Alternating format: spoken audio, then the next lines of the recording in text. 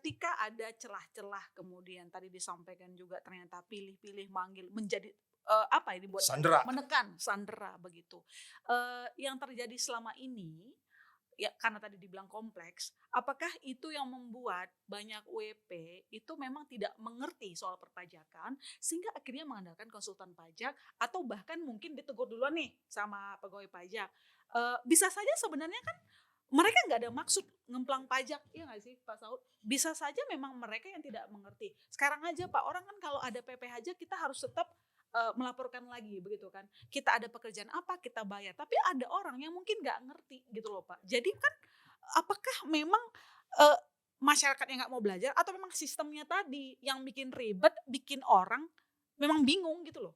Jadi gini, pertama dari si aturan yang terus berubah sehingga nanti masyarakat akan mengalami ada dua fenomena.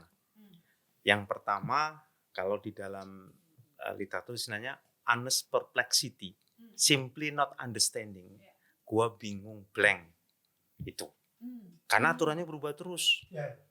Nah, yang lain ada juga kelompok masyarakat yang memang mencoba kreatif compliance. Oke, Mbak Ilona sudah praktek. Ketika ngelewatin jalur dulu ada 3 in 1, gimana caranya supaya nggak ditilang? Berarti joki kan muncul. Kreatif, compliance, patuh kreatif. Sekarang ganjil genap. Beli mobil second, nopol beda, atau sekarang mobil listrik. Apakah itu sesuai dengan spirit pembuat aturan? Tidak. Pembuat aturan mengatakan lu pindah transportasi umum. Kenyataannya nggak pindah.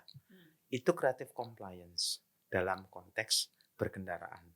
Ini dipraktekkan dalam konteks perpajakan. Jadi mereka terus berusaha untuk kreatif, patuh. Nah, kreatif itu sesuatu yang positif dalam konteks teknologi, dalam konteks seni. Tapi kalau sudah konteks perpajakan, konteks accounting, seringkali peyoratif. Creative compliance makanya dikaitkan dengan tadi tax avoidance, penghindaran pajak atau aggressive tax planning. Creative accounting dikaitkan dengan fraudulent financial reporting. Padahal kreatif tergantung kembali memang etika dari si konsultan pajak sama ini ya. Nah, fenomena seperti ini kita bisa bagi ke masyarakat. Masyarakat awam ya dia blank, simply not understanding. Masalahnya adalah, ini kalau bahasa hukumnya, aturan ketika sudah disahkan, dimuat dalam lembaran berita negara, kita mengenal ada asas hukum fiksi. Dianggap masyarakat tahu, padahal faktanya nggak tahu. Di situ. Jadi nggak ada istilah masyarakat nggak tahu. Ketika undang-undang sudah disahkan, padahal mereka bisa jadi nggak terlibat dalam pembahasan. Apalagi undang-undang ngomong aturan lebih lanjut buat PP, PMK. Pembahasannya bisa jadi nggak ada. Nah dari situlah ketika peraturan berjenjang secara hierarkis begitu banyak, satu aturan bisa berkembang, muncul kompleksitas. Kompleks itu kan ya tadi rumit ya. Kompleks rumah kalau nggak ada nomornya bingung itu. Nah, makanya dikasih nomor supaya jelas. Ini aturan betul memang kompleks ya. Saya membaca peraturan PMK 136 tentang global minimum tax mabok gitu. Saya ngomong dengan wajib pajak bingung. Itu apalagi dengan korteks yang PMK 81 itu aturannya 2,5 rim.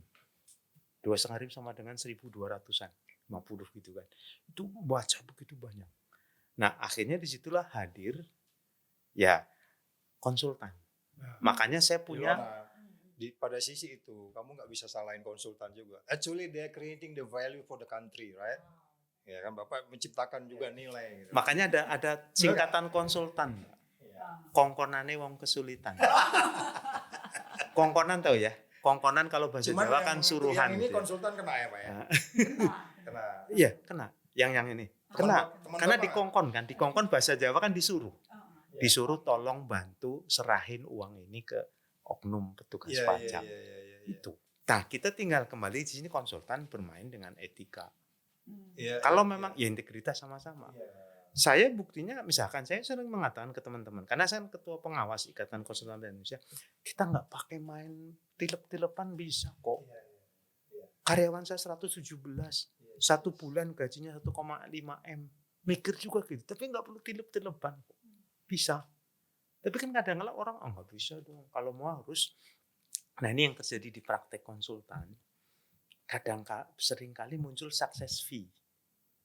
Kalau bisa berhasil, gue kasih sekian fee. Utang 100 miliar, kalau turun, misalkan ini dapat misalkan 10% biar gampang. Turun dari 100 menjadi 50, berarti 50 kali 10, lumayan kan? Dari situ ada perilaku oportunistik dari konsultan. Gimana caranya supaya dapat fee-nya gede? Berarti nego dengan oknum petugas pajak. Success fee itu sesuatu yang normal. Sesuatu yang normal kayak notaris kan misalkan kalau nilai ini. Nah kita success fee normal. Cuman kalau saya memang menetapkan success fee kita berjuang. Di pengadilan pajak bukti oke.